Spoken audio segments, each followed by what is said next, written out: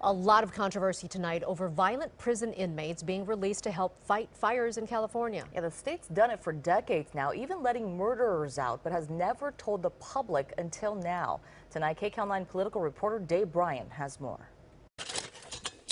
The news this week that nearly 40% of inmate firefighters have prior convictions for violent crimes came as a shock, even to some corrections department officials and members of the state legislature, like State Senator Jim Nielsen, who had this reaction in a telephone conversation with me.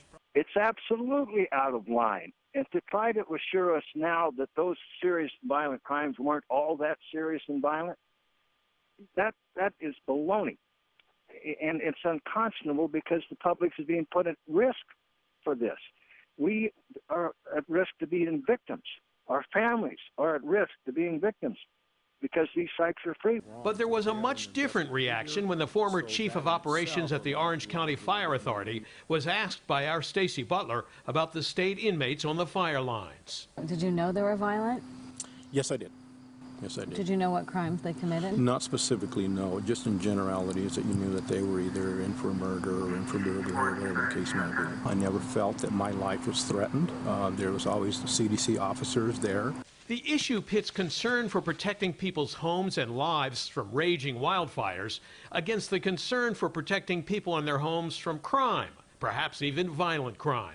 State officials deny they kept it a secret that criminals convicted of violent offenses are now on the fire lines, but they acknowledge that more and more of those inmates are showing up on the fire lines these days, at least in part because fewer and fewer non-violent criminals are housed in state prisons now. They're going instead to county and local jails. Hand tools, straight, straight.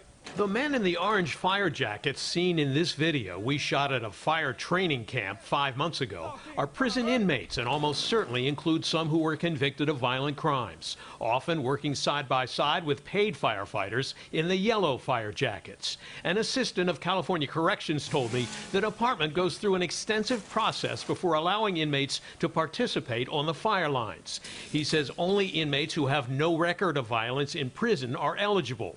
Only those serving time for lower level violent crimes. Only inmates who are considered low risk, and then only those who are approved after a case-by-case determination. Taking them out of the inmate fireline program, some believe, could have dangerous consequences for homeowners in fire-prone areas. It's taking away a valuable tool that we have in our toolbox, if you will, today that we won't have in the future, that is going to have a large impact on our ability to control fires. And that means those fire crews aren't going to be available to go to other parts of the fire to try to control and try to save houses. But critics like Senator Nielsen charge the state is making a deal with the devil. There are short-time personnel who can be hired, temporary staff, to fight fires. And other resources that we've long used, like the California Conservation Corps, and get more of those individuals involved. Those kinds of things are the answer. But putting dangerous people out on the fire lines, that is not the answer. Senator Nielsen's calling for hearings in the state Senate on the issue. He wants to have full details on the criminal history of those participating in the inmate fireline program. And he also wants a complete report on any violent incidents that may have involved those inmates. In the newsroom, Bryan, KCAL 9 News.